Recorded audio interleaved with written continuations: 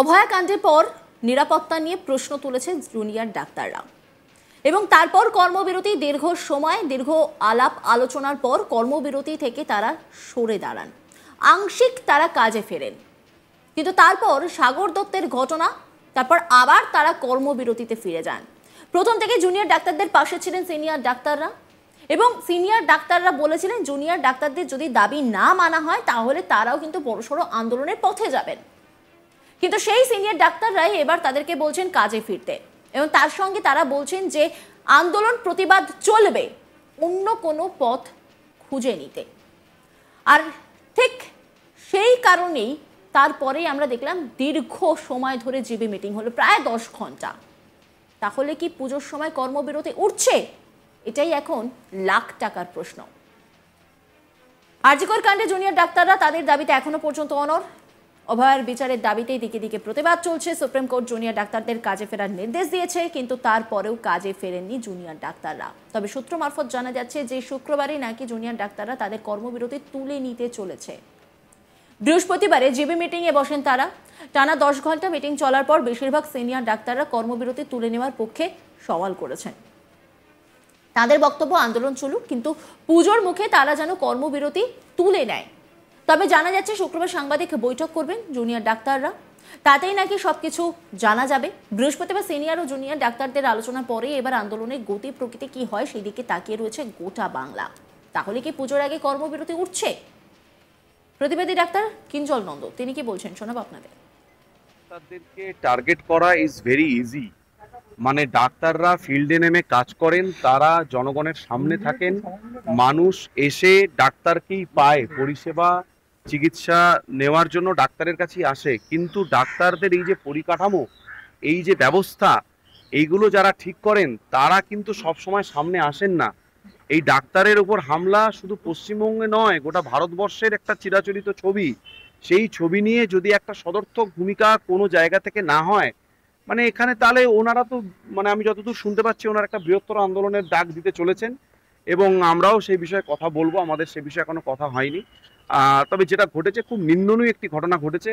মানে আমি তীব্র ধিক্কার জানাই এই ঘটনার, এবং আরও কেন এই ঘটনা ঘটলো, কোথায় কি ল্যাপস ছিল সেগুলো একটু জানা হোক, সেগুলো খুঁজে বের করা হোক। সুপ্রিম কোর্ট টাস্ক ফোর্সের সেটা আমরা নিশ্চয়ই আলোচনা করে জানাবো। একদম আজকে সুপ্রিম কোর্ট টাস্ক ফোর্স গঠন করলো এই বিষয়টা নিয়ে। টাস্ক ফোর্স গঠনের পরে তো এই ঘটনাগুলো আটকানো যাচ্ছে। একদমই তাই। আমি বলছি তো, আমাদের আগে আরজি করেই আগের দিনে গত পরশুদিন রাত্রেবেলা যে পিজিটির সাথে কয়েকটি মদ্যপ পেশেন্ট বাড়ির লোক এসে এই ধরনের ঘটনা করলো, তা সেখানে তাও তো এখানে সিআইএসএফ আছে, তাও তো করলো। তাহলে রোগী পরিষেবা যে যেরকম পারছে দিচ্ছে। আমাদের যারা যারা কয়েকজন ডিউটি করছে তারা করছে, মূলত সিনিয়র ডক্টররাই ডিউটি করছেন। আর কর্মবিরতির যে জায়গাটা ছিল সেটা এখনো আছে, তবে কিছু কিছু ইমার্জেন্সি জায়গায় মানুষজনকে যেতে হচ্ছে, আর কর্মবিরতিটা চলছে। সূত্রে খবর, কর্মবিরতি যাতে অন্তত আংশিক প্রত্যাহার করা হয় সেই পরামর্শও নাকি দিয়েছেন সিনিয়র ডাক্তাররা। রোগীর স্বার্থের কথা বিবেচনা করে যাতে জুনিয়র ডাক্তারেরা কর্মবিরতি কিছুটা শিথিল করেন সেটাই বলা হচ্ছে। এখন সেটাই দেখার তারা কি করছেন। জুনিয়র ডাক্তারদের অভিযোগ রয়েছে ভুরি ভুরি। কি বলছেন জুনিয়র ডাক্তার শোনাবো আপনাদের। এমন আশিস পান্ডের এগেনস্টে কমপ্লেইন আছে যে সে রাত 3টের সময় লেডিস হোস্টেলের মেয়েদের ডাকা করিয়েছে। তাহলে এই সমস্ত মারাত্মক সব অভিযোগ শুধু এটা আশিস পান্ডে দেখা করেনি, এখানে আশিস পান্ডের সহ নির্জন বাচ্চা কুণাল সাউ, এরকম ভিডিও আছে যেখানে কুণাল সাউ সে হ্যাসকো ব্লেড নিয়ে মানিকতলা হোস্টেলে গিয়ে সেখানে মানিকতলা হোস্টেলের তালা ভেঙে ঢোকার চেষ্টা করেছে। তাহলে এই যে একটা ভয়ের রাজনীতি, ভয়ের পরিবেশ তৈরি করে রেখেছিল, আমরা মনে করি যে তারই একটা এক্সট্রিম ফর্ম রূপে এখানে হয়েছে। দুর্নীতি, ভয়ের পরিবেশগুলো কোনো বিচ্ছিন্ন বিষয় নয়, সবগুলোই লিঙ্কড। তাই এই সমস্ত কিছুর মাথায় যে সমস্ত লোকেরা রয়েছে, যে সমস্ত বড় বড় হম্বিতম্বি বড় বড় ক্ষমতাশালী প্রভাবশালী লোকেরা রয়েছে, সেটা কলেজের স্তর থেকে শুরু করে কলেজের বাইরের স্তরে সমস্ত লোকেদের কিন্তু আমরা ইনকোয়ারি চাই তাদের এগেনস্টে, এবং তাদের গ্রেপ্তার চাই। আশিস পান্ডে নিজেই আমাকে একদিন দাঁড়িয়ে বলেছে যে আমি এখানকার তৃণমূল ইউনিটের প্রেসিডেন্ট, হ্যাঁ আমার কতটা ক্ষমতা, মানে এইভাবে সে হুমকির সুরে কথা বলেছে। সেটা আমার নয়, আমি নয়, এরকম প্রত্যেকে ম্যাক্সিমাম। অন্যান্য মেডিকেল কলেজগুলো তো এই ধরনের থ্রেড কালচার বা টাকা পয়সা নিয়ে যে পাস করানো বা তাদেরকে এই অ্যাপয়েন্টমেন্ট করা বা বিভিন্ন ডিপার্টমেন্টে, সেগুলো যে শোনা গেছে, সেগুলোর বিষয়েও কি আপনারা একমত?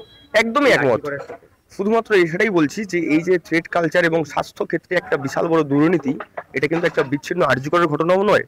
আপনি দেখুন, সাগর দত্ত মেডিকেল কলেজ থেকে শুরু করে ন্যাশনাল মেডিকেল কলেজ থেকে শুরু করে নর্থ বেঙ্গল মেডিকেল কলেজ থেকে শুরু করে সমস্ত কলেজে কিন্তু এতদিন অব্দি ছাত্রছাত্রী এবং ডাক্তারদের মধ্যে, সাধারণ ডাক্তারদের মধ্যে এই ক্ষোভটা ছিল। তারা বলতে পারছিল না, তাদের উপরে ভয় এবং সাপ্লি পাওয়ার ভয়, পরীক্ষায় ফেল করিয়ে দেওয়ার ভয় এগুলো ছিল, সেই জন্য তারা বলতে পারছিল না। কিন্তু এই ঘটনা সমস্ত কলেজের ঘটনা, তাই এই সমস্ত যে দুর্নীতিটাকে সমূলে উৎপাটন করাটাই কিন্তু আমাদের দাবি। তার সাথে সাথে আমাদের প্রথম এবং প্রধান দাবি কিন্তু ন্যায় বিচার। এই নিয়ে একটি রিপোর্ট তুলে ধরেছেন আমার কলিগ সুজয়, দেখাবো আপনাদের। সাধারণ যারা মানুষ তারা যে চিন্তিত, তাদের কপালে যে চিন্তার ভাঁজ, সেই ছবি কিন্তু একাধিক সরকারি মেডিকেল কলেজে সেই ছবি দেখা গেছে যে সাধারণ যারা মানুষ তারা হচ্ছে ভোগান্তির শিকার হয়েছে পরিষেবা না পেয়ে। যেটা দেখা যাচ্ছে, যেটা এই মুহূর্তে সব থেকে যেটা বড় খবর, যেটা সূত্রের খবর আমরা জানতে পারছি, হয়তো আজকে জুনিয়র ডাক্তাররা কর্মবিরতি তুলে নিতে পারে, এরকম কিন্তু একটা জানা যাচ্ছে। কারণ তুমি জানো যে প্রায় 10 ঘন্টা ধরে জিবি মিটিং চলেছে। সকাল 6টায় এই জিবি মিটিং শেষ হয়েছে। সেখানে যেটা দেখা যাচ্ছে যে অধিকাংশ সিনিয়র ডাক্তাররা তারা কিন্তু কর্মবিরতি তুলে নেওয়ার পক্ষে কিন্তু সওয়াল করেছেন। তাদের যেটা বক্তব্য যে আন্দোলন চলুক, আন্দোলনের আরও বড় রূপ নিক, আন্দোলনের অন্য পথ তারা অবলম্বন করুক, কিন্তু কোনোভাবেই তারা কিন্তু কর্মবিরতি যে জুনিয়র ডাক্তারের যে চালিয়ে যাওয়া যে সিদ্ধান্ত নিয়েছে, সেটায় তারা তাদেরকে যেটা সাজেশন দিয়েছে সিনিয়র ডাক্তাররা, যে তারা যেন এই পুজোর মুখে তারা কর্মবিরতি তুলে নেয়। তবে সুচেতা, আজকে যেটা জানা যাচ্ছে যে কিছুক্ষণের মধ্যেই জুনিয়র ডাক্তারদের পক্ষে কিন্তু একটা সাংবাদিক বৈঠক করবে কিছুক্ষণের মধ্যে। যদি এখনো পর্যন্ত তোমাকে যেটা বললাম যে টানা 10 ঘন্টা ধরে এই জিবি মিটিং চলেছে, তাই হয়তো আজকে কিছুক্ষণের হয়তো একটু দেরি হতে পারে, কিন্তু আজকে সাংবাদিক বৈঠক থেকে পুরো বিষয়টা স্পষ্ট হয়ে যাবে যে তারা কর্মবিরতি থাকছে না কর্মবিরতি তুলে নিচ্ছে। আমরা সূত্রের খবর যেটা জানতে পাচ্ছি যে তারা কিন্তু পুজোর মুখে কিন্তু কর্মবিরতি তুলে নিতে পারে, এরকম একটা খবর কিন্তু পাওয়া যাচ্ছে। আর একটা যেটা জানা যাচ্ছে যে তারা আজকে দুটো কর্মসূচি আনুষ্ঠানিকভাবে ঘোষণা করবে। একটা হচ্ছে তারা আজকে একটা প্রতিবাদ মিছিল তারা কিন্তু আনুষ্ঠানিকভাবে সেই কর্মসূচি ঘোষণা করবে। এছাড়া তারা কিন্তু কেন্দ্রীয়ভাবে একটি বড় আন্দোলনের কর্মসূচি ঘোষণা করতে চলেছে। যেটা জানা যাচ্ছে হয়তো কোনো অনশন বা আরো বড় কোনো বৃহৎ কোনো একটা কর্মসূচি তারা কিন্তু করবে। এটা হতে পারে ধর্মতলা মেট্রো চ্যানেলে তারা আমরণ অনশন যেতে পারে। এবং আজকে এটাও জানা যাচ্ছে যে রাজ্য প্রশাসনকে আজকে কিন্তু তারা একটা সময়সীমা বেঁধে দেবে। তুমি জানো যে নতুন করে এই জুনিয়র ডাক্তাররা 10 দফা দাবি তারা কিন্তু। নজর রাখুন আজ তাক বাংলার ইউটিউব স্ট্রিমিংয়ে।